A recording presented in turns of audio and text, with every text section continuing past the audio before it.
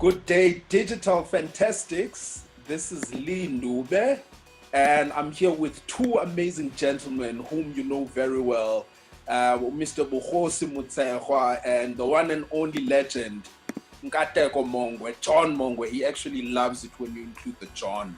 Nkateko John Mongwe, yeah, who's the founder of... Funny. I'm super excited about having Bogosi join us today because we'll get to understand a bit more about who he is, what Thinkerneur is. It's such a dope name. And afterwards, you guys can also ask a couple of questions of your own, which we'll address via the group as well. I would like to officially welcome Bogosi, the main man, and we'd like to find out exactly who is Bogosi Motshegwa. You know, How did you get to where you are, and what events have led to where you are? Thank you very much, Lee. It's an absolute pleasure and honor to be part of this interview. Thank you for inviting me. I think what you guys are doing is absolutely amazing. Up to so far, I think you're winning. You know, Thank you. with the accolades that you've achieved so far, I think it's incredible. In fact, it could possibly be a case study. But I think for guys like us looking from the outside in, I think mentally we are documenting the journey. It's amazing. Let's see, who am I? Bogosi Motshegwa. I was born and raised in Soweto, Middlelands, and then I moved to Fisherville. Later, I think in between 2008 and 2011, I think I got a bit confused in terms of what is it that I actually want to do. But I think I was clear when I was in grade 9. We were in the English class, and then what happened was one of the subject matters was actually called advertising, and I think that was the first time I got introduced to advertising academically. Under this thing of advertising, what happened was there was a comprehension test, and I'll never forget the text or the article. It was actually about Michael Schumacher. I hope he's recovering wherever he is. I don't remember the nitty-gritty of the article, but I remember the headline and the image in that article. So the headline was called "The Walking Billboard," and then obviously it was the image of him with his suit branded, like literally all the brands you can imagine. And how I actually got interested in advertising was that I think it was actually the first time I got 98%. So you were born for this, eh? You had it. But it's so interesting. It's so interesting that back then that was not the thinking. The thinking was, oh my goodness, I should possibly investigate what this thing is and actually zone in on what advertising is. And then did a bit of research. First, everybody wanted to be a doctor, an accountant. I seemed to be the loner, where, like, literally from high school, I had no friends who could accompany me to an advertising school. I started at Rosebank and then did a bit of Imagination Lab, and then obviously Vega. But then, interestingly, I think my career could have taken a turn. I could have been, probably Tex would have been one of my biggest fans if I had just stuck into my hip hop role. There was a point where I wanted to be an MC. What was your style? It's sort of like your rap technique. What was the one I followed was Lil Wayne's rap technique, where he would go da da da da da da da da da da da. Yeah, what was your style? Okay. Yeah. You just reminded me of something which really interests me about your history, the fact that you encountered this whilst at school. Unlike me, I watched Achimoroka, for example, on Generations, and I was like, hey, these people are living nicely, man. I want in, So my motivation may have been different. So I kind of followed your career through the agencies. And then you did something that was so significant where you decided to leave the agency space and go the Thinkerneur direction. Please tell us about what the Thinkerneur is, and what had happened that made you realize now's the time to actually be playing into the space. That's a great question. So obviously from Vega, I went and worked for an agency called Owen Kessel, and then Owen Kessel was bought out by the Publishers Group, and then it became Owen Kessel Leo Burnett, and then eventually became Leo Burnett. And then from then onwards, I moved to McCann, from McCann to the Creative Council, from the Creative Council to Network BBDO. So Network BBDO was actually my last formal employment. I actually came up with the name whilst at Vega. what led me to leave full-time employment was just the frustration of agencies not doing. I think even more so from an ethical and moral point of view. I don't think agencies were doing right by clients, where it mattered not what the challenge was, but the answer was always TVC and radio.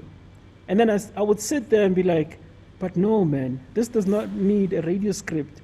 The problem is much deeper than people not understanding what the brand is about. But obviously, agencies are motivated by by things that are totally different. They're motivated by awards, the fame, and all of that. And that's just the model of agencies. Agencies make their money through output, through production. True. There was just a disconnect between myself and agencies. So Thinkerneur had always been in the background. I started a blog called on WordPress. I started a WordPress thing called Thinkerneur.wordpress. So it has always been there. But what actually made me jump was something that I was thinking about this thing for the longest time, and then it finally landed. I suppose this was the one time when my disadvantage or lack of privilege came in handy. So how I made sense of it in my mind was like, where I come from and to where I am now literally means I've literally got nothing to lose. So where I was, it was not out of my own doing. I was just born into the situation where I didn't have access to a lot of things. So there I did not have control. Now with the decision to jump, to go start my own thing and leave full-time employment, that's me making the decision. Absolutely. So if I survived a situation where I had no control of, and making a decision where it could lead me to where I was, I can live with that. So if you start to unpack or break down the word, so you could say it's made up of a combination of two words, which is think and entrepreneurship, right? So entrepreneurship, business, but to take it to a whole new level, it requires you to add something else. The think is the strategy, is the brand building, is bringing in the brand building philosophy to the business aspect or the business element. Basically, the Thinkerneur completes your journey to being an entrepreneur. That is so amazing. I can feel your journey, because already the one thing that stands out is these are carefully calculated moves. Nothing was random. You saw a gap in terms of what was missing, and I think it's a beautiful philosophy where you can combine thinking, as a thing, as a raw material, but then bring it in with entrepreneurship, which is the hustle we find ourselves in. So I'd like to bring in tax, because I feel there's something he'd probably like to ask on behalf of the community as well, and just come into the conversation at the same time. Now, I'm following the journey that Bogosi has been through with providing a raw material, which is thinking, and entrepreneurship plus strategy, which is what we're going to be here to talk about, strategy. And interesting enough, I want to ask you, how do you foresee the future of the brand? Short term, I want people to go, whenever there's a strategy conversation, somebody in that room should say, where's Bogosi? Or so either they could refer to me or the business, say Thinkerneur. And then long term, I want, whether it be at a government level or the corporate level or the school level, education, doesn't matter what it is. Whenever there's a problem, they should link my brand or my name to the solution.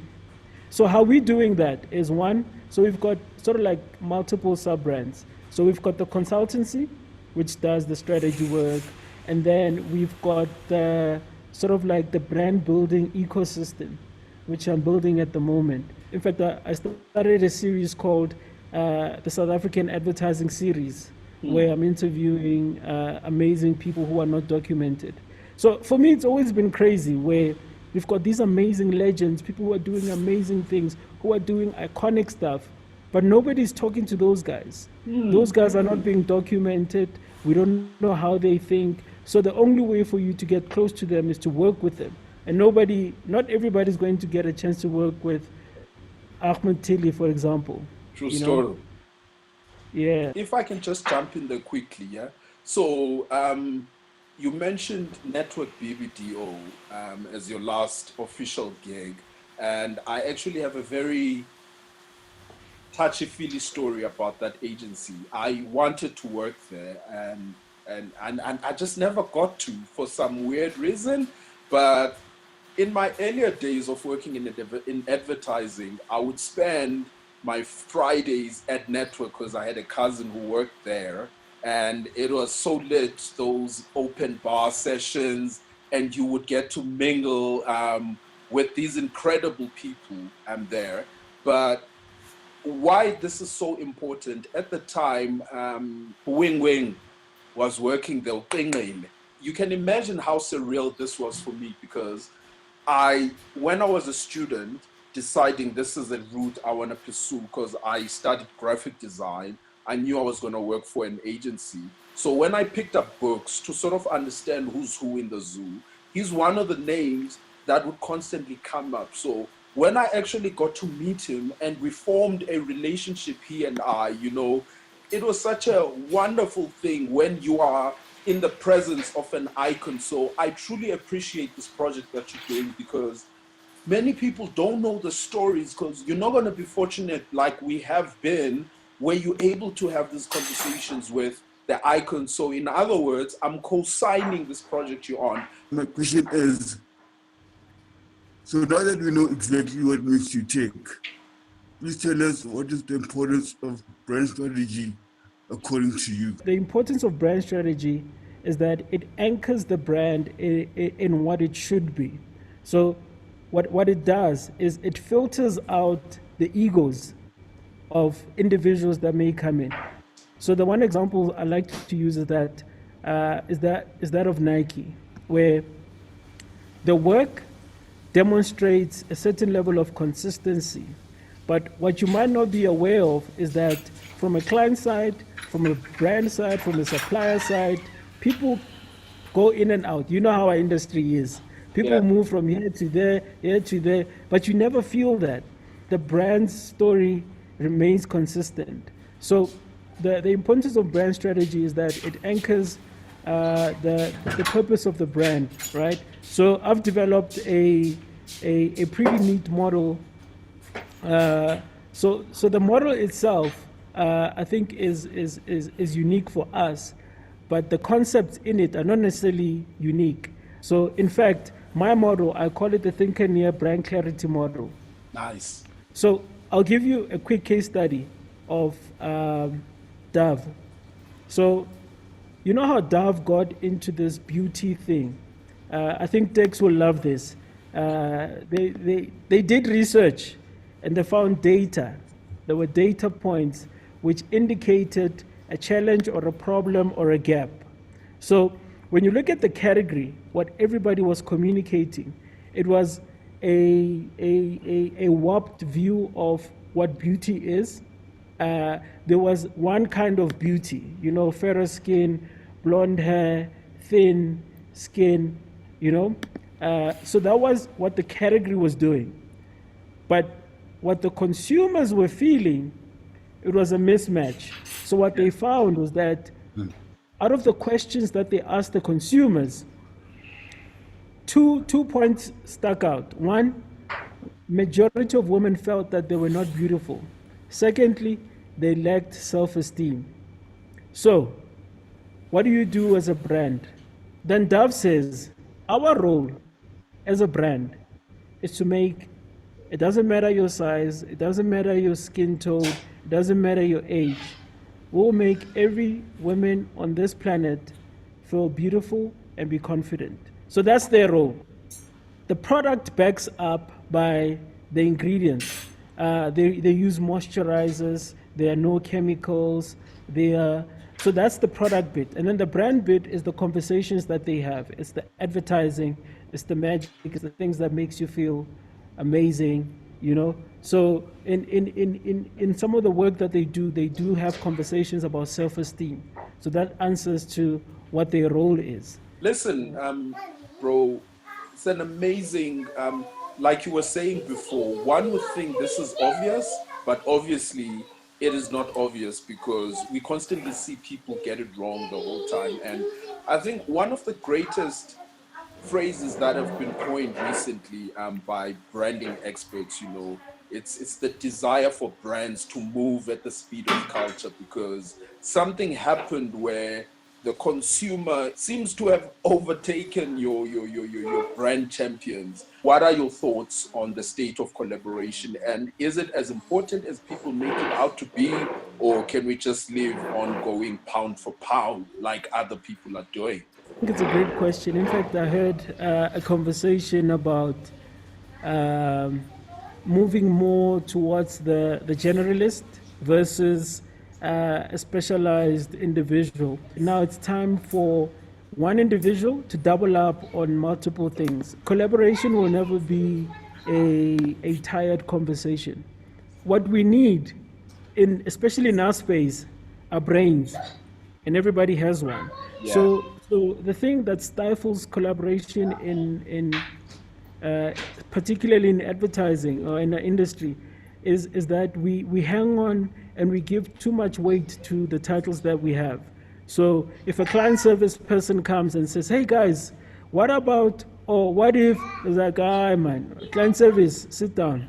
Dude, I love what you have just said. And the one takeout for me that is so important is you keep referring to the disconnect, because what people are doing or feeling on the one hand and what businesses, you remind me of one of my favorite behavioral economists, Dan Pink. So he speaks vastly on this subject of the disconnect between what businesses do and what science knows, which leads me to something me and Tex, we're like engaging on this, So I want to bring him back into this conversation so he can pose this very important question, which you'll see works hand in hand with what we've just discussed now. How do you feel about brands like H&M's controversial coolest monkey in the jungle sweater worn by a black kid, while the other kid, a white kid, wore an official survival expert t-shirt? How do you, in my time being a client side, I've seen how brands miss the insight and how they do blunders. In your experience, what have you seen, and what's your belief on diversity of views on transformation in the industry? Or what are examples of brands that have done blunders, in your opinion, that could have been easily shaded or easily interpreted in the correct manner? Yeah, it's quite a mouthful one. So, in my experience being a client side, I think I've seen how certain people push their own perception of brands. I remember sitting in a meeting where we were talking about the mass market, but somebody that has never lived in the mass market contributing insights to the mass market. And I'm like, but if you only went to a brand immersion or lived the experience or even experienced the brand in that market, then you would know. I think the reason brands make blunders is even just outside of brand building, just from a societal point of view. There's lack of interest in understanding the black consumer, who they are, who they really, really are. So I've written multiple articles on different topics about what you've just mentioned, blunders, and some of these blunders are so nuanced that it doesn't feel or seem like a problem. Even for black consumers, it doesn't feel like a problem, but it is. because it reinforces certain stereotypes. Do you know how jealous I was when you posted that you're having a conversation with Rory Sutherland? I was like, what? Man, that was my dream interview. I'm just putting it out there. So if you can swing the deeds to a brother, man, do the right thing, bro. I know we haven't got time, but I'm sure there are a few nuggets you could share from that. So I'm going to vicariously leave that conversation through you. Tell us what the takeouts were. No, absolutely. I think Rory is one of those guys. Like the things he speaks about, it's like, of course, that's like, but difficult in that, and this is where he makes the argument between making logical decisions and illogical decisions. Logic says do 1, 2, 3. And sometimes that logic is influenced by the data and the numbers. Yes. It's like, which he says that, which is why most people who are logical are more likely to succeed than those who are illogical in their approach, because logic cushions you, where you are fearful to make the wrong decision. Yeah. But if you got the data to back your decision to say, but guys, look what the numbers said, Yes. So some of the things he spoke about, which I thought was powerful, some of them he spoke about in the interview, but some of them I just remember as overarching ideas, where he says, the opposite of a good idea is another good idea, which I think is powerful in that there's so many ways you can get to the solution. And just because, even if somebody in the room goes, like everybody can feel that this is the best idea ever, on the opposite end, there's the same feeling with a different idea or output, and then to your point, the point that you made about being able to impact on the success of a brand without necessarily influencing the physical or the engineering part of it. He spoke about are we measuring the right things? Because what you measure may not necessarily be important, but you measure it because that's what we need to measure. So if a business were to change their metrics, it would definitely change what they do. So if you literally just measuring bottom line or the number of sales, all your efforts are going to go into how do we improve sales. But if you measure, for argument's sake, the satisfaction of customers, of your experience, now obviously when you go into that space and you get feedback and people go, what is the point of having 5 tellers if I'm going to be here for an hour? Okay, 5 tellers. It shifts the way or what you solve for. What are the key trends that you've seen or picked up for brands during a pandemic such as this one?